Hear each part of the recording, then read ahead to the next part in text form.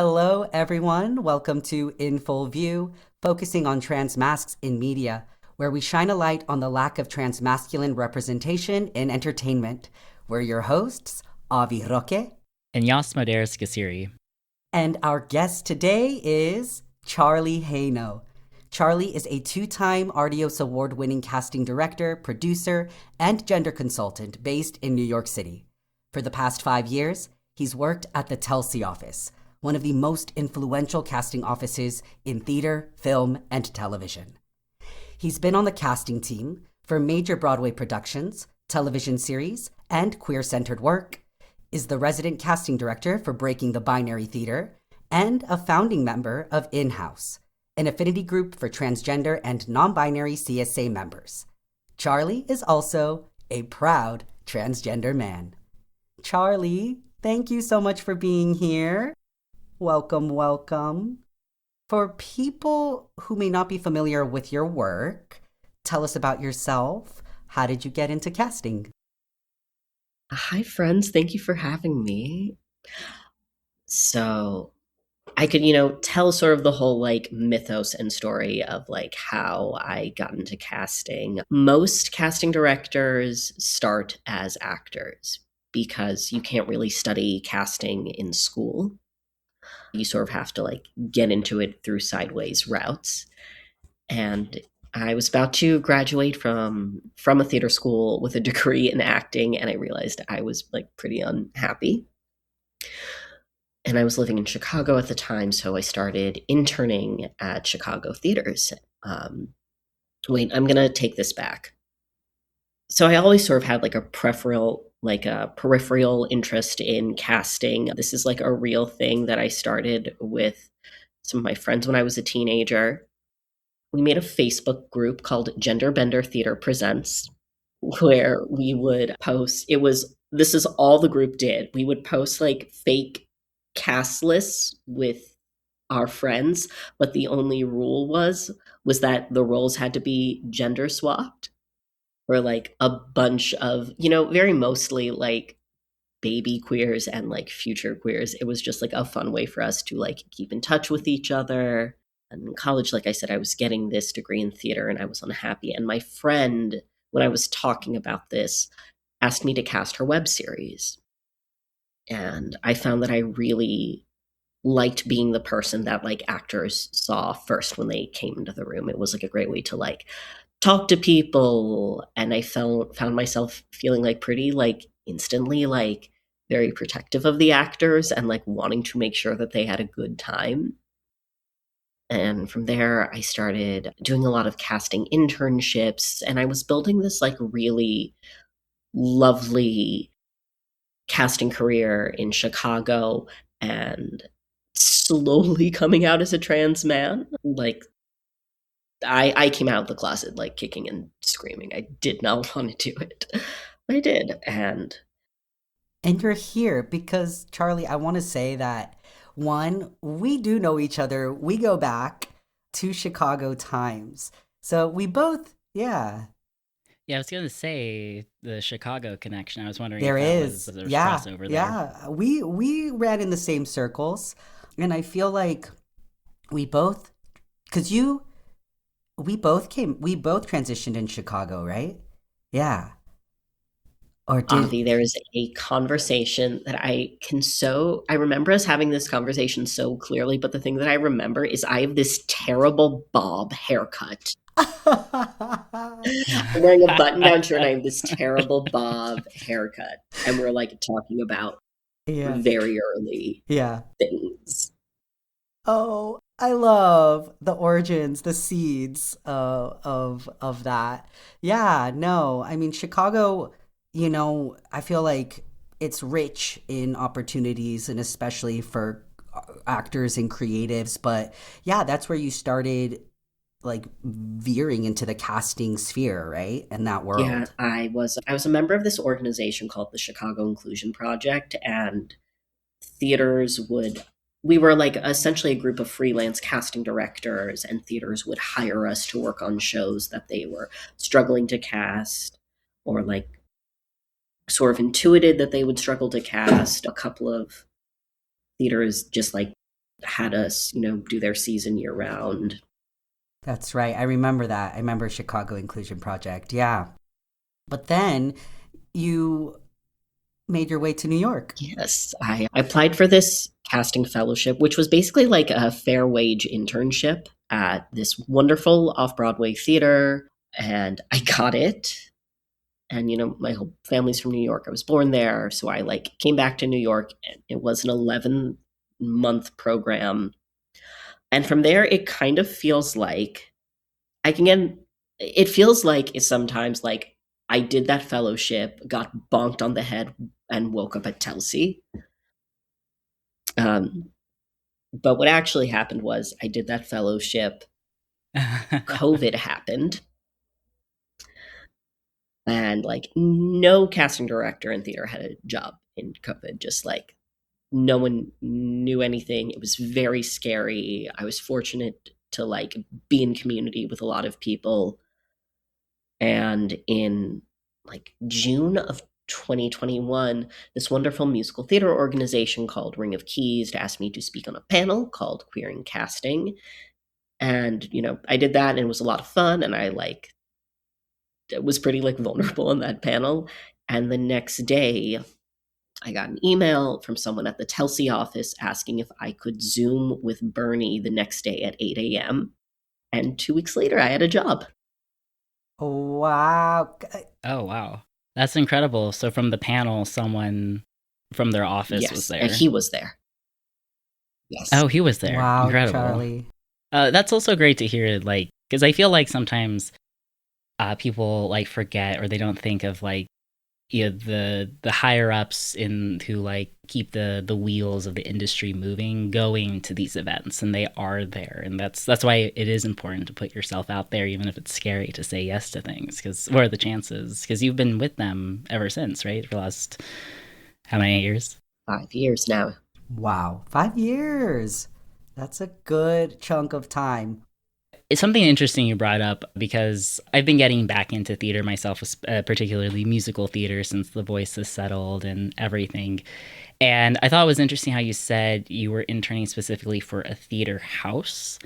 We might be jumping around topics, as the people who listen to this podcast know I do all the time. But is there a different setup with like film and TV versus theater? I guess theater might be more like TV, where I think in my head I kind of imagine casting directors, like pretty much everyone else in the industry, unless they're at a studio, tend to almost, I don't want to use the word gig worker, but it's you go from project to project to get clients. Is it different in the theater world? Are they casting do they have an in-house casting team depending on the size of the theater? That's it. You hit the nail on the head. Oh, great. What I think is sort of the thing that people don't think about is it's the Broadway houses that are going to hire casting directors as freelancers, like producers and directors, have the people that they trust as collaborators, and, tastes vary. But it's going to be regional theaters, or theaters out of New York, or off-Broadway theaters that are more likely to have someone on staff. Oh, that's cool. Yeah, that's really awesome. It's interesting that you brought up style and taste. I think that's a good segue into the next question of looking at casting as a craft, because I thought it was so interesting how you said, or you pointed out, right, that they don't teach casting in college. You can learn to design all the designs in theater, and the acting, of course, directing. But I feel like casting really is something they kind of don't give anybody a roadmap for. And I think some people might see casting more as logistical rather than a creative field, especially at the level of A-list actors. It feels like from the outside, it might feel like, oh, this is more like contract negotiation. The director was like, I want one of these 5 people, make it happen. And I think even casting is going to be recognized at the Academy Awards soon, right? Is it this year or next year? It's 2026. This is the year, and the Telsey office is nominated for Best Casting for Wicked the Musical. Amazing. Congratulations. Congrats, that's huge. I should look at the nominees. No, I had nothing to do with that movie. We are so project specific, but Like, yeah, am I proud of everyone I know? Like, of course. Of course, of course. You're gonna have your own little party. Oh, that's amazing. Yeah, well, congratulations to the office and the team. But yeah, so if you could talk more on how casting is a craft. If casting wasn't an art, then okay, casting is an art because everyone is specific. Because like no two people are going to do the same thing with a script, even if even if it's something like only 5.99, like everyone will say that different. Everyone's going to have a different perspective on the world of the character. I believe casting is sort of like three things, and the base of it has to be artistry. You have to be in community with as many artists as possible. You have to be able to read a script and understand what the story is telling. You have to know who's going to communicate the tone that everyone wants. From there, it is a lot of admin and scheduling, and like, a lot of us spend days and days and nights, hooked up to a desk, like any office job. It's great. And then the third and sort of like final part of casting, at least I think, is party planning. Because auditions are parties. We are throwing a party. It's maybe got a different dress code than a lot of parties, but that is absolutely kind of what it should feel like. We are speed dating with each other, essentially. And it's creating a good environment where people can be open and ask the questions that they want to ask. I love that perspective of an audition being a party that you're inviting people to, rather, because I feel like a lot of actors can look at it like a job interview where you're going in, and of course people fall into the traps of like wanting to present themselves in the way they think will land them the job. But do you mind talking us through your, process when you get a script and like what you're looking for and what informs how you create the breakdowns? So if it's a project that I'm leading, first thing that happens is you read the script 8 or 9 times until like you can sort of feel it in your bones. And I like to think of it as I have to hear the script, like I have to hear how these people talk before I can really do anything. From there, there's going to be so many ideas for any character. And we will meet with the playwright and the director, the creative team, as we like to call them. And from there, they will always provide me with new information. Like, even if it seems like something that is super cut and dry, people will have, the vision is sort of the heart of the thing. Like nothing happens without, the passion behind the project. Then from there, we all sort of like go into our separate artistic holes where, I'm finding out who's currently free for the dates. And from there, it goes into scheduling and so on and so on. Where do you find, like, I feel like so much of it is like having your own networking or connections or database of like, how does one go about like being like finding the actors? Is there, I'm sure there's like research or I don't know. I just feel like there's so much work on that side to get your people, to invite your people to the party. So outreach is, a big deal for anyone who works in casting, particularly if you're working on something and and the script like requires people who are like often like bard's not the right word for them, but people who are often gate kept from like mainstream opportunities. And then it like outreach manifests in very specific ways. But really, how I know actors, it's that I see 3 shows a week. There you go. And I've been doing that since I realized I was going to commit to casting. So I've been doing that I'm very fortunate. I see at least 3 shows a week I've been seeing 3 shows a week for like 10 years. I'm very fortunate because I have connections into the industry and like am not, like breaking my back, I am also someone who, like, if there's like a theater in New York that does a 99-cent seat, like once a month or something, and I will be that person there. Oh, that's a really cool deal that as a promotional thing to do. Just a general for theaters. Nice. That's really awesome. And I know being in New York, there's such a rich theater culture there. I feel like theater is picking up a lot in LA. Like it's a lot of small companies are also coming out of the woodwork and people are making a lot of also queer inclusive theater spaces, which is great. And obviously, I don't know what advice you got, but I feel like when I was first I went to school at UC Irvine, so I was close to LA, but sort of tiptoeing around the industry. Agents and managers at the time would be like, don't book a show, don't do theater, because then you're booked out for like 2 months and then you can't like get that 2-day guest star or co-star because then you're not in a show. But then sometimes casting directors would talk about how they do love going to theater to see actors. And that was when I feel like there wasn't as much theater in LA. I don't know if you've ever gotten that advice, Avi, out here. No, only because my agents are still based in Chicago. So they're all about theater. But like theater's a sacrifice. Like I think you have to, I don't know, some people I get like you have to, like in Chicago, that's where I hustled. That's where I would do everything and anything for free, for a $5, for $100. But being in LA, because I've been working so much in theater and have gotten that experience, I think moving to LA, I've been more particular and like conscientious about what things I want to do theater wise, because it is a time commitment and you're not making money per se doing theater. Yeah, even if you're getting paid, you're not really enough to survive. But no, I've never gotten the advice of don't do it. If anything, I feel like I can see the benefits of being in a show in LA.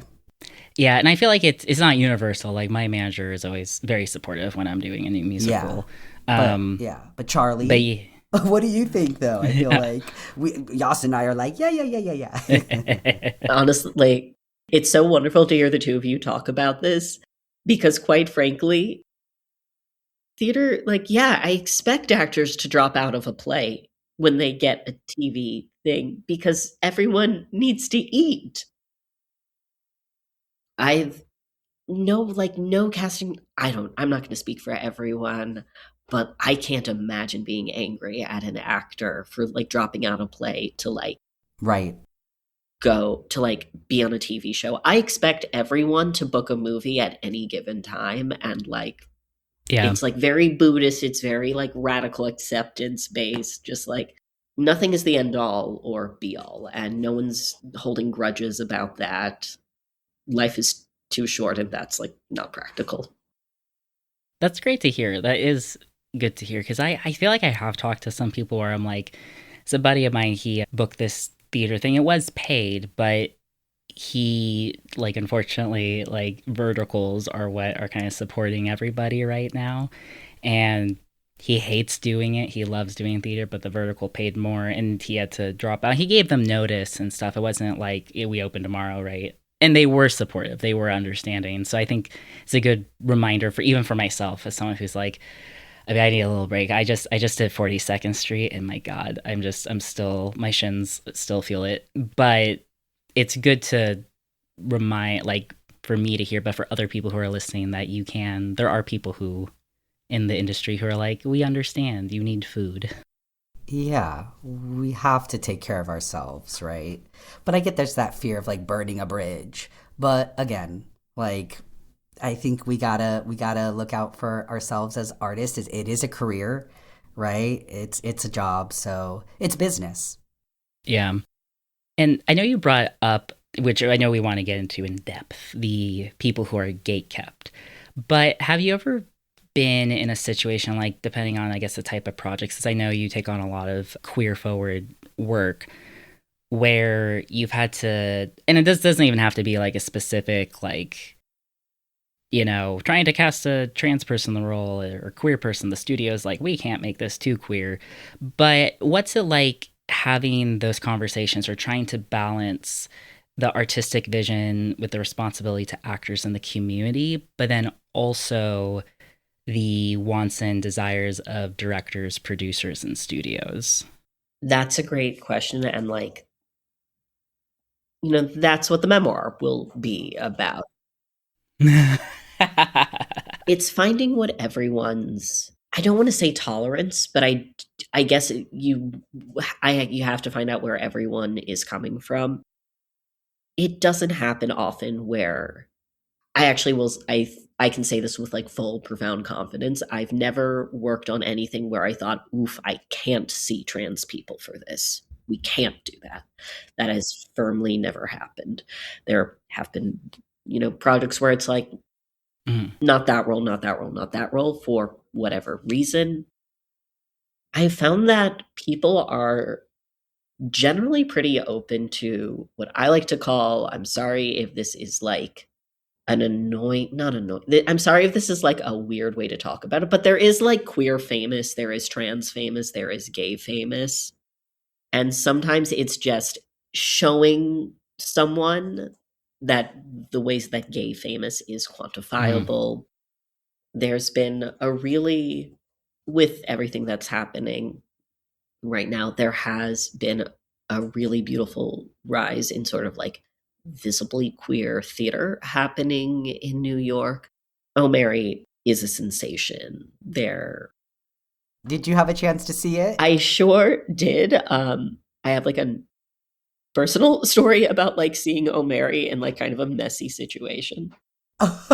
Do tell. Just Um, they got so I went to see O'Mary, my parents and my boyfriend for my birthday. My father, I hope you will forgive me for putting him on blast. My father is 82 and he fell on the way to the theater and would not go to the ER, would not go to the doctor. And like, oh, Mary, it's not like a long show, but my father sat in the theater of Oh Mary watching it with like some napkins that like Oh no. someone at the theater gave him, bleeding from his head the whole time, just sort of like patting me like, I don't want to go to the doctor about this. And we were very lucky because two nurses, two women who are married to each other, the whole time were just kind of like going like, sir, we really think. And then after the show, he goes like, so are we going to get ice cream after this? And finally, we got to take him to the ER after that. So I love O'Mary. I can't wait to see it again. oh my goodness. When you're not under duress. Yes, where I'm not just like staring at my father like, hey man. And he did have to like Oh get my god. tissues from that. Oh god, that's such a dad, like, old man thing of like, nah, we don't need to change the, I don't make it about me, I'm not ruining the evening, I'll walk it off. And it's like, god, no. Oh my goodness. As you were talking about this show and like that kind of representation and the amount of queer theater that's kind of booming, in New York and other parts of the United States, perhaps. But you also work for, because didn't Breaking the Binary Theater, didn't they just do their festival like last year in the fall? Yes, we did our festival in October. That's when we do it every year to celebrate Trans History Month. Oh, nice. For people who may not know what the theater company is, do you mind telling us a little bit about the theater company, how you got involved?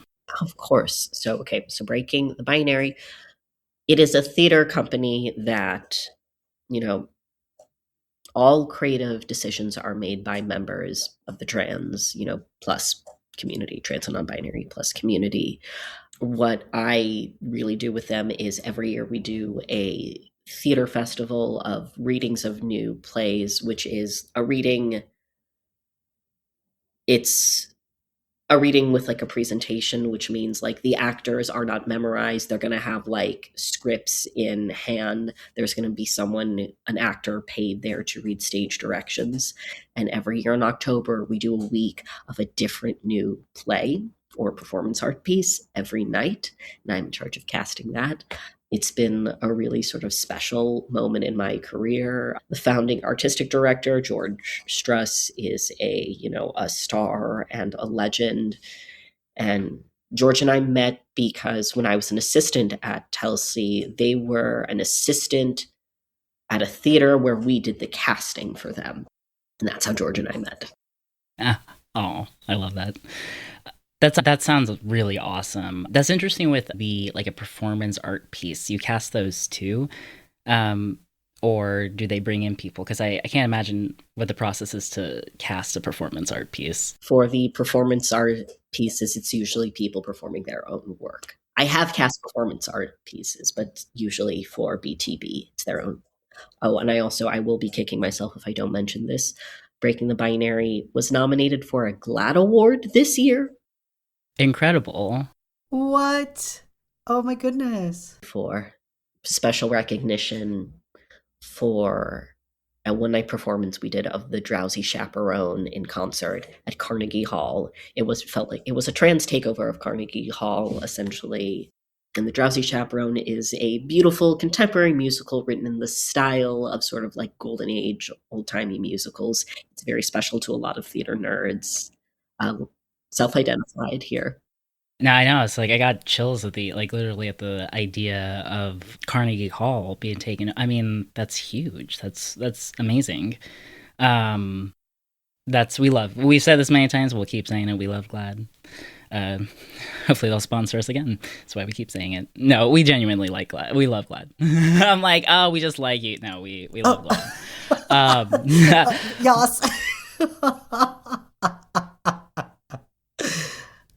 But that's wonderful. Congrats on, I love that so far. Like, you can say you are a part of companies, groups, organizations that are being recognized for their work. And it's like, what you're doing is not easy work. I mean, I know too, you get to see the trends and you get to see everything shift with the tides.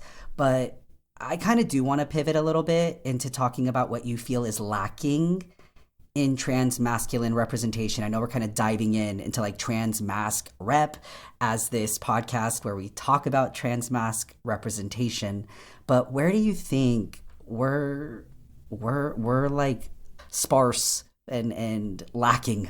I mean, Avi, you hit the nail on the head. What we're lacking is the fact that we are lacking. Speaking of our friends at GLAAD, whenever they publish studies on trans representation, trans men are always they divide it into 3 categories, which is annoying, but I think unfortunately is practical for just information flow.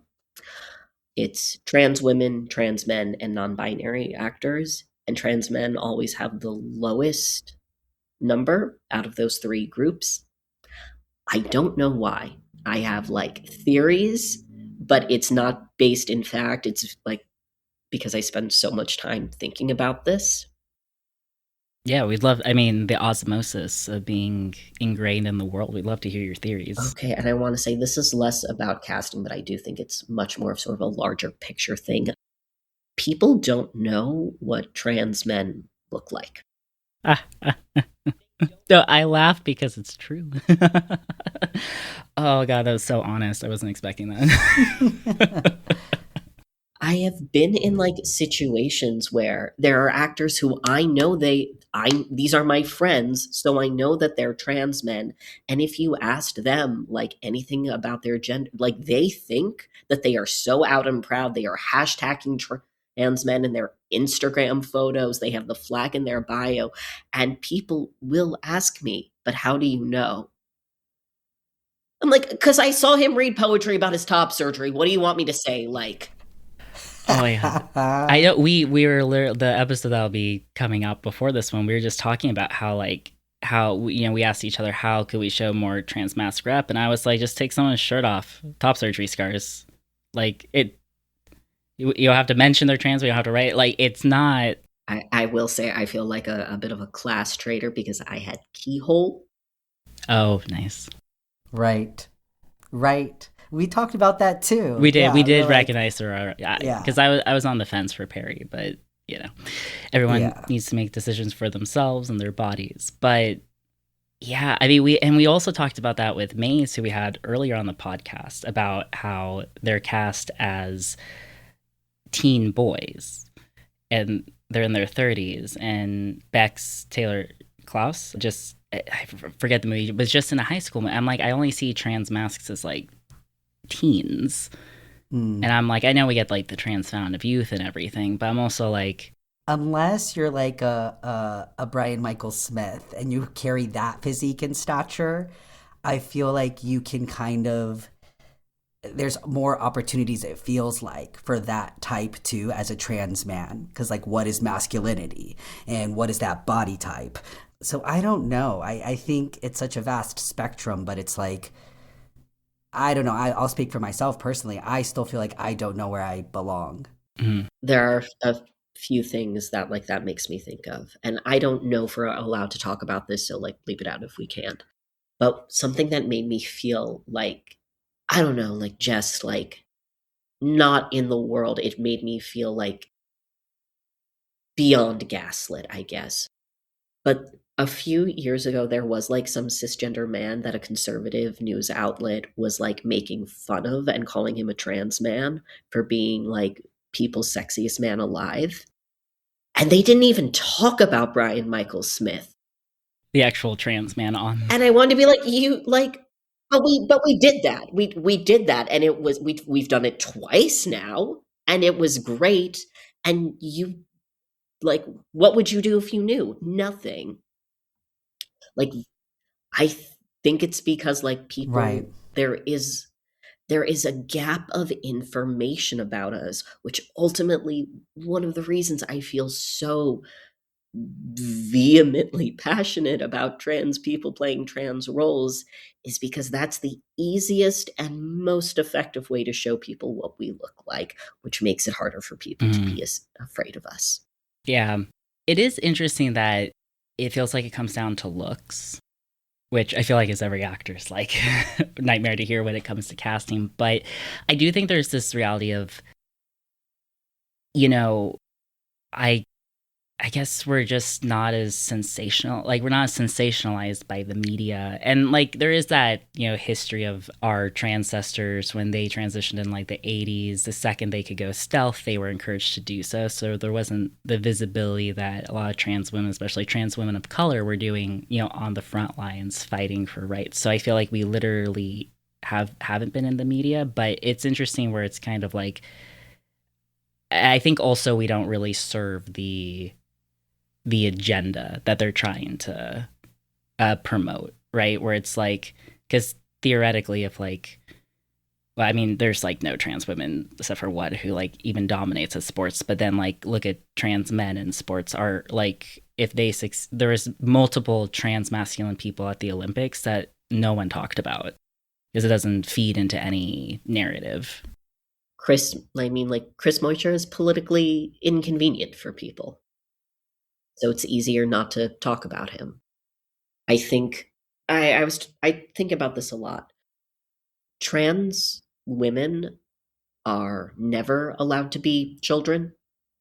Like, if we're really getting into like the fear-mongering aspect of all of this, it's never like, when they talk about like trans women as student athletes, they never even refer to them as like children. It's always grown men. I'm like, a 14-year-old is actually still a 14-year-old, even if you don't like the gender they're assigned. Like, even if you don't like this person's gender, that is still a young person.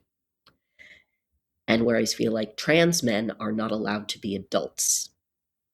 The closest we get to stereotypes is like your blue-haired 14-year-old cousin who's yelling at you about microaggressions, and also probably that 14-year-old is right. That 14-year-old probably has something smart to say. You just don't like how they're like speaking to you right now because they are a teenager. But the idea of like a complex adult man who had to be a teenage girl, maybe, I think that is a lot to sort of take in and digest. And therefore people like aren't thinking about it, which like leads to a trickle down of like, if it's not in the cultural zeitgeist, then what are we writing about that? The assumption of like everyone who uses he, they pronouns is assigned male at birth. Yeah, that is a good point with the idea that trans men tend to be infantilized a lot. And a script I got brought on to write with one of our guests, AJ Mattioli, when was showing me the pitch deck for his movie, it was one of those things where it was like, except for Brian Michael Smith, there aren't, there's Laverne Cox, Hunter Schafer. You can name all these huge, like trans, feminine actors, but when it comes to trans men, it's Elliot Page, and then like almost really there's a huge gap in. I don't want to. Like, I think I said this. I slept terribly last night, but because I like the word currency comes to mind of like there's a reality of movies are really only casting A-list celebrities, right? It's not the 90s anymore where you break in to the industry through an indie film, and now TV, especially with how dead it's been, like guest stars, co-stars, or these limited series are getting really established actors, and it's because there isn't work for them. It goes to them first, or people need the eyeballs on the screens. And so in some ways we don't have that business sway. Like where's the trans, like the little group of trans masks who have the business like pull, but then it becomes like a cycle, right? Because it's like, well, you're not casting anybody, so they won't get the notoriety to then become the person, but then you need to cast them because they're not the person. So how does it feels like it feeds into each other. And then if you get cast as like the trans boy, eventually you'll grow out of it. Even if we have the trans founded youth, eventually you're not going to pass as like 17 forever. I mean, yes, that's absolutely correct, which is why, like queer famous and trans famous is important. There are rooms that Nico Carney can walk into where like he's a rock star. There are rooms that River Butcher walks into where he's a rock star, Avi. Like, how many kids like day would it make to meet you? Yeah, Charlie. No, that's valid. That's valid. Like, and it's like I don't for a second ever feel like I'm not grateful for that, but it feels like it's so stagnant. It feels like that was it. That was my opportunity, that was my chance, and it's not leading anywhere else because I checked a box, is what it feels like sometimes. But I know it means the world to people. Trust me, I experience that when I do get to meet the fans and those young kids. It warms my heart. It just like as an actor, I feel, and like that's one of our questions as far as like the progress. I know we've made progress and we've made steps forward, but we also feel like we've taken such huge steps back. I have complicated feelings about talking about this, but like this is my opinion. We have taken steps back. I mean, GLAAD has quantified it. Roles like trans people on television is declining. That is unfortunately just a fact. That has happened for two reasons. Number one, we are in a moment where it seems like media in general is kind of closing. And number two, to put it like to be kind of nice about it, like we're in a moment of like intense, difficult political turmoil. I like to refer to trans people as public enemy number 3. And we saw this at the Kennedy Center. There are people that know that we're like too charismatic to like disappear. Pose was like an international phenomenon when it was on the air, and if you let people like look at us, they're going to have a good time, and we're going to charm the pants off of them, and Drag Race will be on TV forever and ever. Amen. So if you can get us off the air, if you can, silence the creative voices, it's going to make everything easier. And that is so scary. Like I'm not going to say that it's not scary. I like do not believe in doom and gloom, but I do believe in making your own art right now and not taking the feeling and not making it internal when you notice the scarcity, not like pretending that it's not there and not blaming yourself.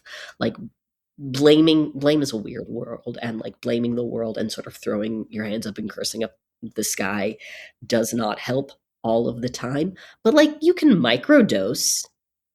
you can microdose being like, "This is a rough time. This is not what I prepared for." And sometimes it sucks. Totally. Totally. I agree with that. And also like microdose gratitude to go with it. I have this thing that I do when I'm home alone. This is so embarrassing. I've done this a few times. If I feel really like politically frustrated or like stuck, I will like, I guess, sort of like pretend I'm in a melodrama or like a Ryan Murphy project. I will come on and be like, "Oh, it's just so hard to be the first openly trans casting director right now," and just sort of like throw myself like onto my couch and just be like, "It's so hard that I carry this in this political moment." And the cats look at me like, "What you doing?" Like, and just like, no. It's like creating your own catharsis, and then like, I don't know, then I eat a snack. Yeah. Well, and speaking of being, carrying the burden of the trans casting world, Yeah. how for other people who are either casting directors or they are making their own content and they may not be trans, or even if they are trans, to be honest, how do you recommend writing more inclusive breakdowns and projects that make trans people feel included, whether it's like for cis roles and also feel safe? Like I've noticed some theaters out here starting to use like male and female presenting a little bit more. But I also had an experience, I think I talked about it on the podcast, where it was a play written by a trans man, and it did not have in the breakdown that the trans man character would be pregnant. And I didn't know that until I had confirmed, accepted, and started working on the sides. And we talked about it on the podcast in retrospect. I had I don't want to say like could have or should have like those words, but now I know for the future I can take agency and tell my reps, hey, this wasn't disclosed in the breakdown. I'm not comfortable with this. Because I definitely think that should have been in the breakdown, because I think my reps would have been like, hey, are you comfortable with this before? Because as an actor, you don't want to like confirm and then be like, you want to get seen. But how would you recommend can make more inclusive breakdowns for actors and feel safe too? That's a good question, and I feel like so much of what casting directors are do is like talk about the ethics of writing breakdowns. A sort of a theory that I'm teasing out. I don't know if this is true. I don't know if this is real, but this is something that I'm thinking about for breakdowns, because we got a character description from a writer, which was like super accurate to the character. It was just a very effective way of describing her. And the lead casting director on that project and we knew that we could not publish that because it was just really like crude language. Like, and it was not disrespectful. It was just like, there's like swearing in here, and this is like a hiring process. So like we like really like tidied it up in a nice way. So I think for breakdowns, it's sort of thinking like, if you're describing someone that's not very nice or not doing well, imagine that they're in the next room and maybe they can hear you. And this is just like a theory that I'm working on. Like, when you're not describing the demographics of them, like, age, race, etc., or describing, has to play the flute, describe their personality, like they can hear you. Because ultimately it's a job posting / party invitation, however you want to look at it. What I see a lot, here's something that's disheartening and frustrating, is I do know there are casting directors that are so down to see trans actor for, roles that like were conceived in whatever directions. There does seem to be like a block or a gap in knowing who those people are, or like calling them in for like a role in general, maybe not like the right role. Or I have seen actors unfortunately self-select of like, oh, they don't mean it, and I want to be like, yeah, they do. Because no, I need to make this so clear to any actor listening. No one is asked to audition like to fill a quota. That has never happened. That never will happen because no one has the time, because we're watching your audition, whether it's virtual, whether it's in person, whether it's, an open call.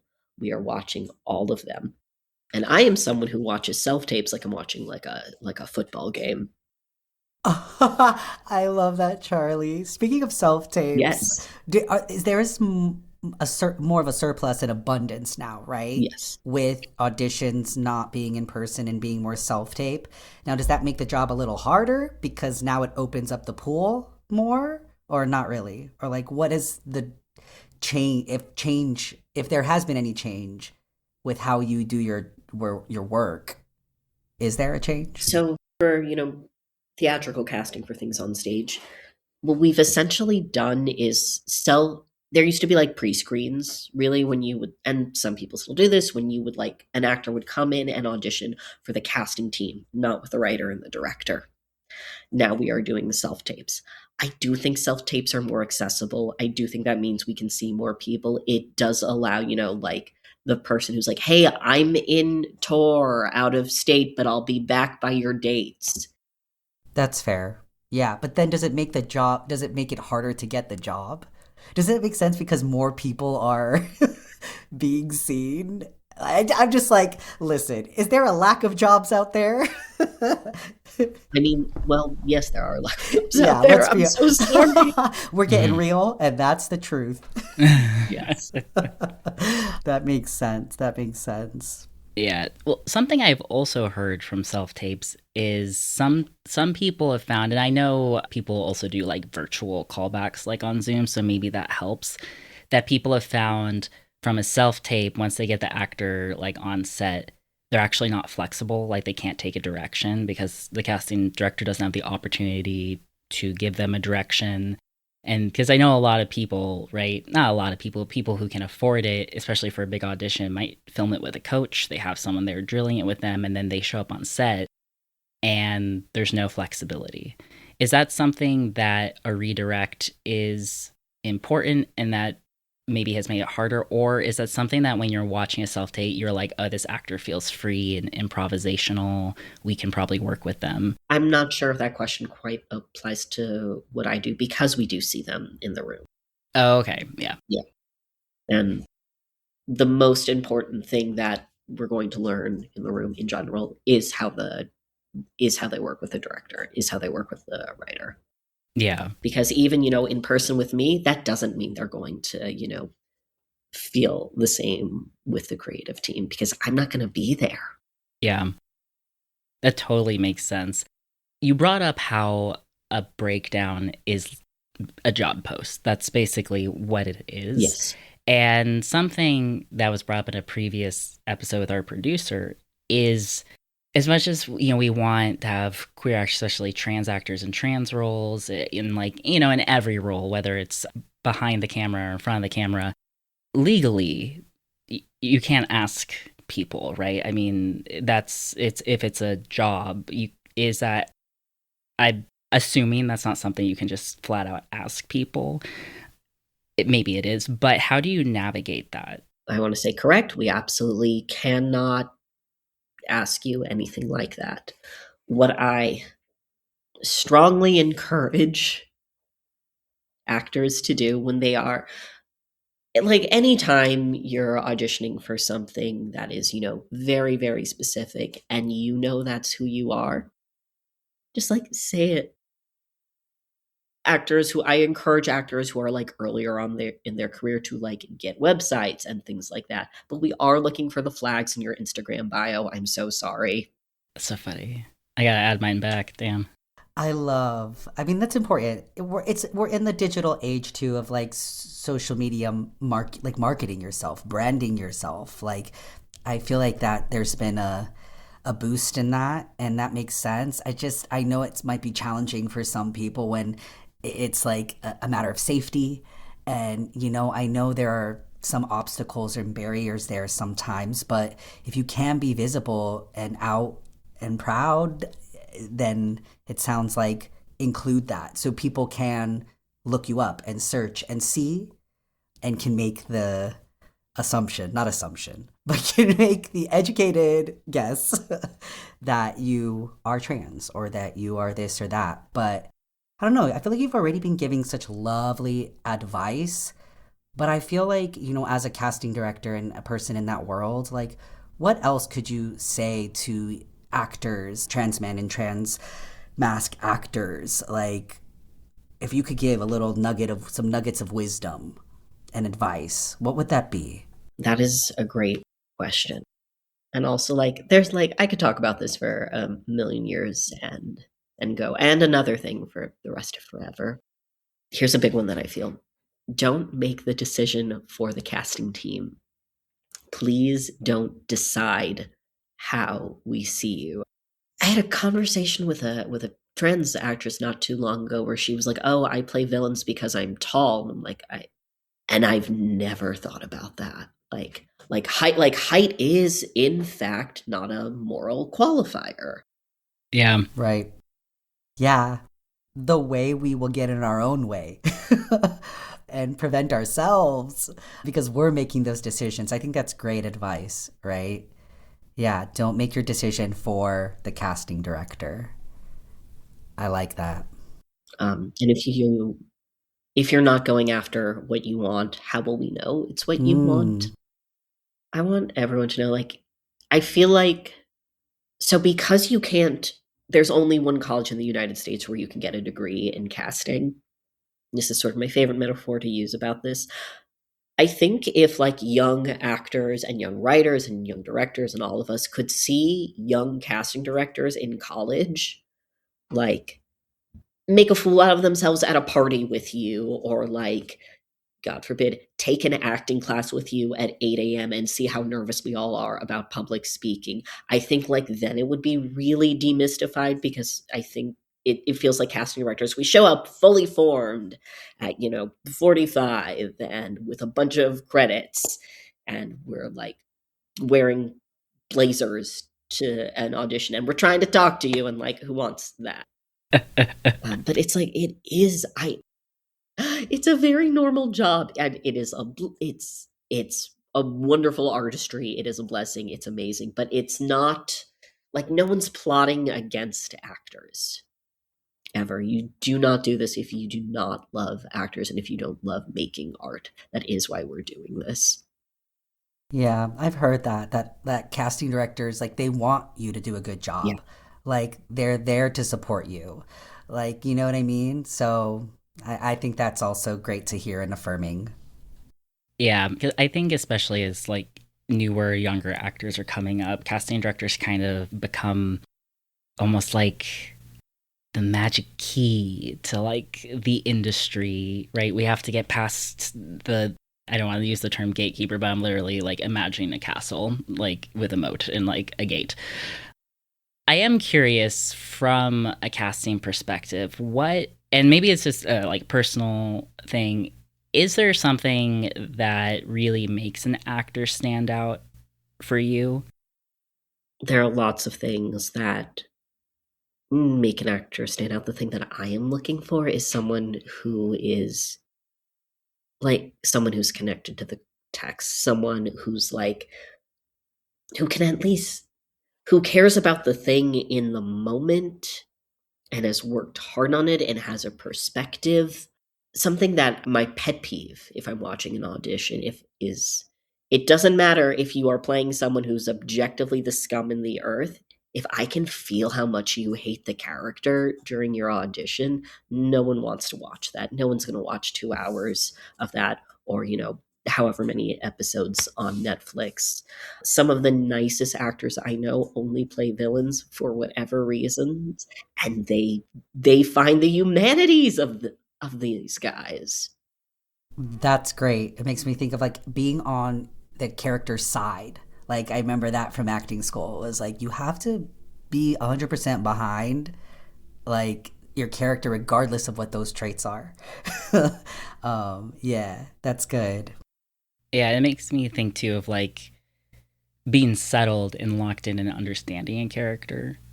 So it's just another human in front of the screen versus I'm an actor who needs to put on a performance because this is what I think the text wants, or the casting director wants. So like we talked a bit about how there seems to be this odd reason as to why there's a struggle to get trans masculine people and trans men into these rooms. Is there anything that performers can do to advocate for themselves, either in the audition room or with relationships with like agents, managers, or casting directors? Because I think there's always that fine balance of like, you can market yourself, put yourself out there, but of course you don't want to be like egregious and somehow send someone their favorite champagne to their family cabin and come off like a crazy stalker, right? But how can people advocate for themselves? I mean, it's going to look different for everyone, and everyone's going to have a threshold. The sort of like, my sort of policy is like, look, one time someone got my cell phone off the internet and called me at 10 o'clock at night, and I did not like that. Multiple times, people have reached out to my boyfriend about auditions, like, hey, that's not nice. Like, don't do that. That really, like, I'm the only way I can say, I'm like, that bums me out. Please don't do that. That's like not a nice thing to do to anyone. But like, other than that, like, besides finding out where I live, like, we expect you to reach out to us. Like, we expect you to email us. We expect you to send a postcard when you're doing a thing. We expect you to be like, here's my reel. Like, we expect your agents to do that if you have that. If you the first time make a website and you send it to us. Like, I'm not going to tell you how to get people's email, and maybe you can cut that. I don't know if that's helpful, but No, it is. I mean, it feels like it's, again, like a job, right? If you want to reach out to somebody, you go to the company's LinkedIn, you see, does HR have an email? You reach out. You don't go to the HR representative's Instagram and then contact their spouse to see why you're not getting called up. yes. Yeah. And being respectful, because I know, especially, I think, as actors, and like, it's because it's an art we love. And I'm sure similar to casting in the sense of like, we love it. We think about it all the time. We watch movies to relax, but we're also always in the art and craft. But it's also remembering like, this is a job and there are business hours and people need to have personal time to refresh. And like, as much as like, you might be super excited about a project, I'm sure by like 11 p.m. you kind of probably want some time to decompress and not be thinking about work. Boundaries. Yeah. I don't know how you two think about this, but sometimes I think there's a problem that starts at sort of like the theater schools or programs where they tell actors like, do anything to get noticed by casting. And the way, like, no, do your homework to get noticed by casting. Yeah. Don't call me. Everybody, do not call Charlie. Lose his number. Yeah. Yeah. No, but I mean, it's a good point, though. I mean, I feel like sometimes the way acting gets talked about can be very culty, like a cult, and it's, or even the thing of like, oh my gosh, I mean, I won't name names, but in like a college course on like show business. So now everyone I went to college with will know who I'm talking about. But, was this idea of like, find out, like, you really want to be on this show, you can find out that maybe that person's like wife volunteers at a shelter, and then you can work at that dog shelter and then network that way, or like things like that. Or like, you're at the grocery store, always be on point. You never know who you're running into. And I'm just like, what do you mean? Especially before I transitioned, and like the idea of feminine clothes already killed me. But I'm like, I just want to be in sweats and a t-shirt and run to, the grocery store and get my butter for this recipe, So I do think there is the hustle and grind culture is really excessive becoming a working actor where you can support yourself financially. I mean, it's hard. We're not pretending it doesn't take some level of hustle and grind, but I think there's also a reality that we're all humans, and I think that's starting to become remembered. I think since the pandemic, and stuff. Especially I like talking to some people who work behind the scenes where they're like, wait, we don't have to work 18-hour days. We can actually spend time with our families and like have a balanced life and still finish a project almost like on the same time. Like there was, I think, a reminder in a very unfortunate circumstance that there is still more to life than our careers. As much as we love it, as much as we're passionate, there is balance. And that balance includes not stalking casting directors. Yeah, be tactful and mindful, right? We're all humans and we're all in this together. We have to take care of each other. And I will say so vehemently, we are really all in this together. I'm so happy to like know when you're doing a show. I'm so happy to like see that you updated your website and all of that. And yes, to that person at that college who told you that, something I often think like the people who say that don't. I sometimes wonder if certain programs are just teaching hacks. They're just like trying to teach like tricks into getting into the business instead of teaching people text analysis, because it's really hard to teach people text analysis, and it's easier to tell people that you have to wear nice clothes at the grocery store. Yeah. That's not sustainable. No, it's not. All right, so last little questions, but if you could tell us what changes would you love to see in casting rooms over the next 5 years? Okay, ooh, that's a great question. This is what I want. This is my ultimate goal. This is my thing. I am trying to word this in the best way, in the way that I mean this the most. I want every all cisgender cast of every movie, of every TV show, of every play, of every commercial, of everything. I want any time there is an all cisgender cast, aka something with no trans people, I want that to be an intentional dramaturgical choice that is specific. That's good. Because we're the world. We are in the world and we are making the world. And if you want to tell stories about the world, then you have to include us. That's so true. I think that's such a great thing to remind people as we are in the world, because even as like a trans person, and like, you know, my girlfriend's trans, we live together. So her and I, we see at least one trans person every day, right? But anytime I like meet people or like I like they find out I'm trans or something, and I was talking to a cis woman, and she'll be like, yeah, my ex is a trans guy, and I'm like, wait, what? I'm like, there are other trans men in the world and I don't know them. Like, I'm always just like bewildered because I know I was a lot of my friends' like first trans person. So then to remember that other trans people were their friends first as well, I totally forget. And I'll just find out like one of my friends actually, her friend who's a cis woman, she dated one trans guy and apparently every trans man found out. So she like unintentionally has only dated trans men because I think they're like, wait a second, she's safe. So I'm like, I'm like the idea, but if you meet a woman who's like all her boyfriends have been cis men, you don't think, oh, well, that's crazy. I'm going to start doing that. Anytime I'm like, wait, you've only dated cis men, I'm just going to act, perplexed and clutch my pearls. But we do exist in the world. And I think as trans people, especially when you're a young kid in the middle of nowhere, you forget that we are in the world. So it's such a simple statement, but unlocks something. And since we are in the world, we do exist.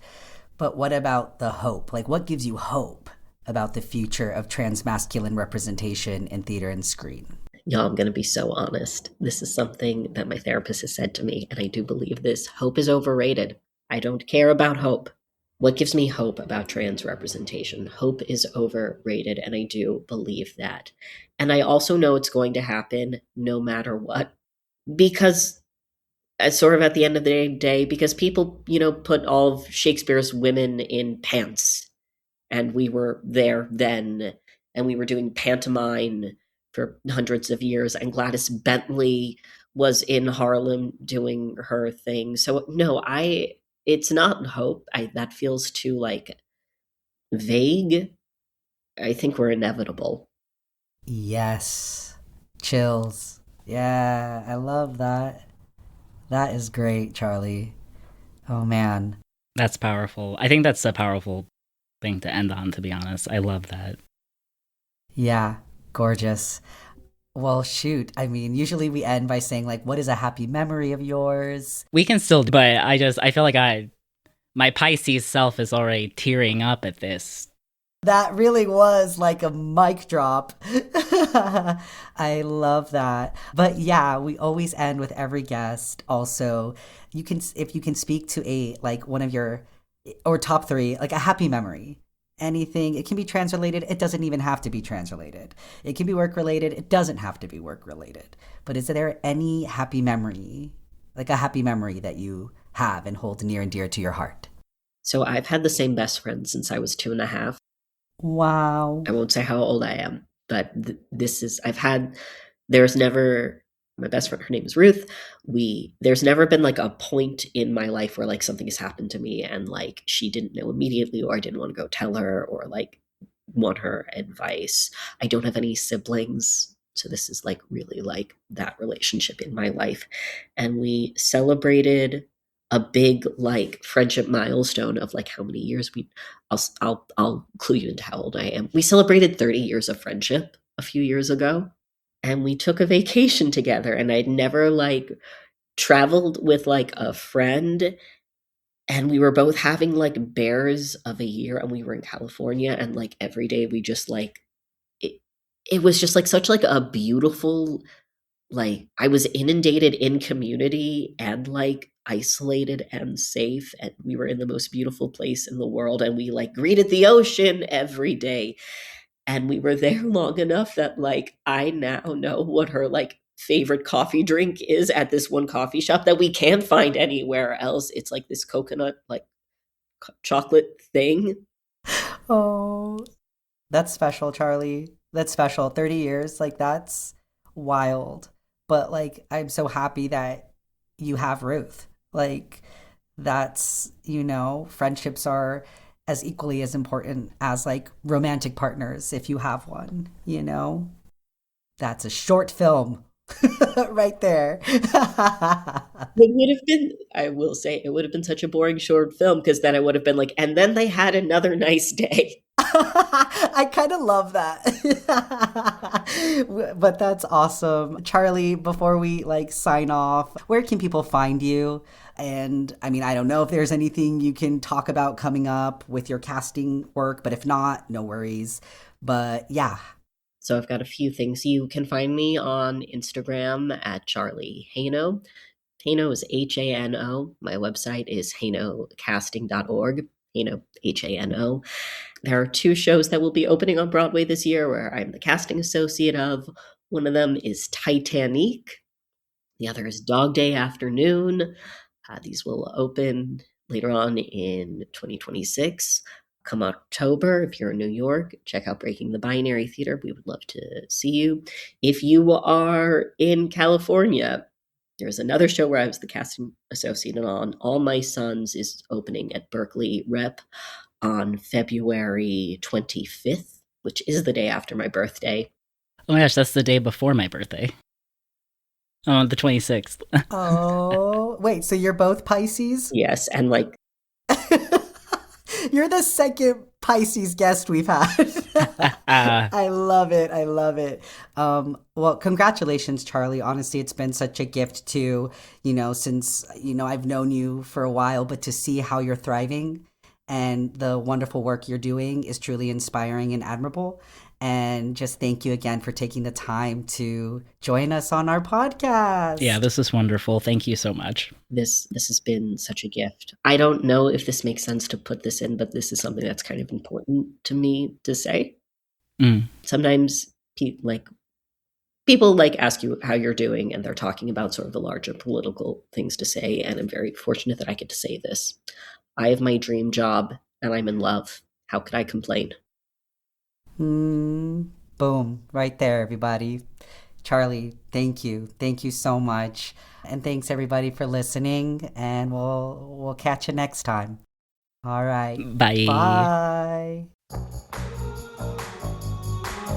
Next time on In Full View, we're watching Tomboy, the 2011 French film by director Céline Sciamma. The film follows a 10-year-old child assigned female at birth who moves to a new neighborhood over summer break and introduces themselves to the local kids as a boy named Mikael. As Mikael navigates playground gender dynamics, dysphoria, and protecting his secret, the film explores childhood gender nonconformity with tenderness and honesty. Give it a watch before tuning in. And if you liked this episode, please leave us a review and share with someone you know would love this. See you next time.